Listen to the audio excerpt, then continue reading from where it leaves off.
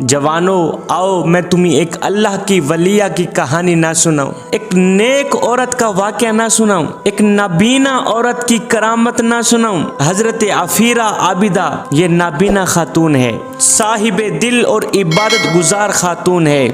خاشیت الہی میں، خوف خدا میں اتنا روتی تھی کہ نابینا ہو گئیں۔ خاشیت الہی میں اللہ کے عشق میں رو رو کر آنکھیں دے بیٹھی، اندھی ہو بیٹھی، نابینا ہو بیٹھی۔ کسی نے کہا اندھا ہونا بھی کیسی بد نصیبی ہے، یہ اندھا پن بھی کیسی بد قسمتی ہے۔ تو اس اللہ کی نیک بندی نے کہا او نادانو، خدا کے دیدار سے محروم رہنا اس سے زیادہ بد نصیبی ہے، خدا کے دیدار سے محروم رہنا اور اس بد قسمتی سے زیادہ بد قسمتی ہے۔ ایک دن اس نابینا اللہ کی ولیہ کے پاس کچھ عورتیں آئیں۔ ان میں سے ایک عورت ہندو تھی، ہندو مذہب سے تعلق رکھنے والی خاتون تھی۔ یہ ہندو عورت زاروں قطار رو رہی تھی، تڑپ رہی تھی۔ اس اللہ کی نیک بندی نے، اس نابینا خاتون نے اس ہندو عورت کو اپنے پاس بلایا اور رونے کا سبب پوچھا۔ اس ہندو عورت نے روتے ہوئے جواب دیا، بی بی جی میں ہندو ہوں، میں نے آپ کی بہت زیادہ تعریف سنی ہے کہ آپ اللہ کی نیک بندی ہیں، متقی پرہیزگار ہیں۔ میں ایک مصیبت میں گرفتار ہوں، خدا کے لیے میرا یہ کام کر دیں، میرا یہ مسئلہ حل کر دیں۔ اس اللہ کی نیک بندی نے فرمایا کہ تیرا کون سا ایسا مسئلہ ہے جس کے حل کرانے کے لیے تو اتنا زاروں قطار رو رہی ہے، تڑپ رہی ہے، بتاؤ کون سا کام ہے تیرا۔ اس ہندو عورت نے کہا کہ میرا ایک لڑکا ہے، میرا ایک بچہ ہے جو اندھا ہے، نابینا ہے، خدا کے لیے آپ میرے اس بچے کی روشنی دلا دو۔ ہے نابینا عورت کے پاس گئی ہوئی ہے ایک ہندو عورت، وہ بھی اپنے بچے کی بینائی لینے کے لیے کس کے پاس گئی ہوئی ہے؟ نابینا عورت کے پاس۔ ہندو عورت نے کہا اے اللہ کی نیک بندی، میرا ایک بچہ ہے، اندھا ہے، نابینا ہے۔ اس کی نظریں چلی گئیں، نظریں کام کرنا چھوڑ گئیں۔ خدا کے لیے آپ اللہ سے دعا کریں، اس بچے کی روشنی واپس دلا دو۔ یہ سن کر اس نیک خاتون نے کہا، اللہ کی ولیہ نابینا عورت نے کہا، مائی اپنے بچے کو کسی اچھے طبیب کے پاس لے جاؤ، وہاں سے علاج کراؤ، میں کوئی طبیب تو نہیں ہوں، میں کوئی ڈاکٹر تو نہیں ہوں۔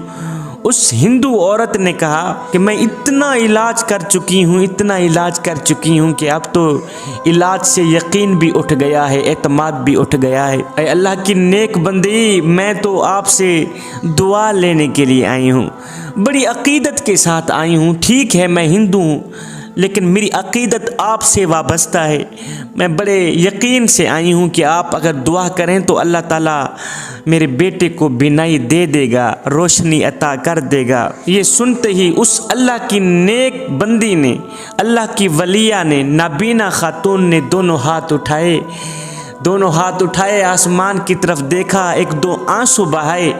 آنسو بہاتے ہی اس نابینا بچے کے حق میں دعا کی۔ دعا کرنے کے بعد یہ نیک بندی کہنے لگی، اے ہندو لڑکی اپنے بچے کو لے کے گھر چلی جا۔ اب یہ ہندو عورت اپنے بیٹے کو خوشی خوشی اپنے گلے لگاتی ہے، واپس ہی گھر کی طرف جا رہی تھی۔ اب بچہ بھی ماں کے ساتھ جا رہا تھا، ایک جگہ پہ ٹھوکر لگی، بچہ منہ کے بل گرا، پیشانی زمین پہ جا لگی۔ ماں نے تڑپ کر بیٹے کو زمین سے اٹھایا، تڑپ کر بولی، بیٹا کوئی چوٹ تو نہیں لگی؟ ہائے! لڑکے نے جیسے ہی دونوں آنکھیں کھولی تو سبحان اللہ، اللہ کے کرم و فضل سے بچے کی نظریں کام کر رہی تھیں، بینائی واپس آ گئی تھی۔ بچہ کائنات کے نظاروں کو دیکھ رہا تھا۔ بچہ چلا کر بولا، ماں میں دیکھ رہا ہوں، میں تمہیں دیکھ رہا ہوں، میں آسمان کو دیکھ رہا ہوں، میں زمین کو دیکھ رہا ہوں۔ ماں میری نظریں کام کرنے لگ گئی ہیں، ماں میں سب کچھ دیکھ رہا ہوں۔ اب ماں خوشی سے سرشار ہو کر دوبارہ اس نابینا اللہ کی نیک بندی کے پاس گئی، حضرت عافیرہ عابدہ کے پاس گئی، پورا واقعہ سنا کر کہا مائی میں تو سوچ بھی نہیں سکتی تھی کہ میرے بیٹے کی بینائی واپس آ جائے گی، میں سوچ بھی نہیں سکتی تھی، گمان بھی نہیں کر سکتی تھی کہ میرے بیٹے کی روشنی واپس آ جائے گی۔ اس پر حضرت عافیرہ عابدہ نے جواب دیا مائی روشنی تو میرے اللہ نے عطا کی ہے، اس کی بینائی تو میرے اللہ نے عطا کی ہے، میں نے تو کچھ بھی نہیں کیا، ٹھوکر کھا کر اس کی بینائی گئی تھی، اب ٹھوکر کھا کر اس کی بینائی واپس آ گئی ہے۔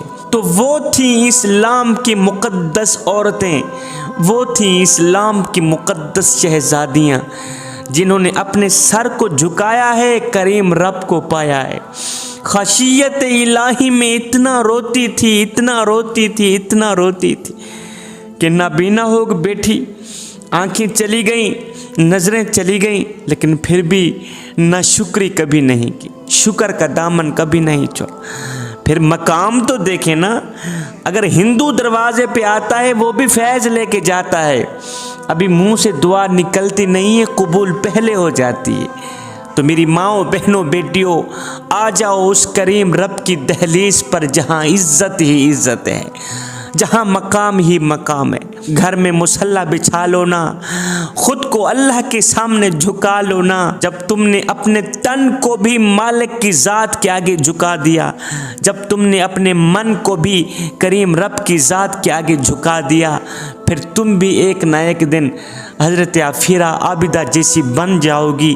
میری بہنوں، جب آپ کا بھائی، آپ کا شوہر، آپ کا باپ اللہ تعالیٰ کے احکامات کو پامال کرنے کو کہے، مطلب کہ پردہ کرنے سے روکے، تو ایسے وقت میں آپ کو فرعون کی بیوی حضرت آسیہ کی زندگی کو سامنے رکھنا چاہیے۔ فرعون باوجود اس کے کہ وہ اپنے آپ کو ایک بہت بڑا رب کہتا تھا، خود کو ظالم بادشاہ کہتا تھا، خود کو کائنات کا مالک کہتا تھا، کائنات کا رب سمجھتا تھا، دونوں میاں بیوی فرعون اور حضرت آسیہ ایک مکان کی ایک ہی چھت کے نیچے رہا کرتے تھے۔ مگر سنو، جب اللہ تعالیٰ کی نافرمانی کرنے پر فرعون نے اپنی بیوی حضرت آسیہ کو مجبور کیا، تو حضرت آسیہ نے ظالم بادشاہ فرعون کو ڈنڈکے کی چوٹ پر کہا، اے جان من، میں نے اپنی جان تو تجھے دے دی ہے، مگر سنو تجھے ایمان نہیں دیا۔ اے فرعون، میں نے اپنی جان تو تجھے دے دی ہے،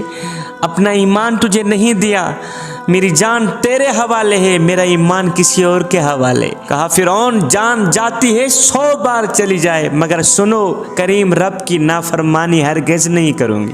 اس اللہ کی نیک بندی نے اپنے ہاتھ پاؤں جسم میں میخیں لگوا لیں، جان دے دی، مگر اللہ کی نافرمانی پر راضی نہ ہوئی۔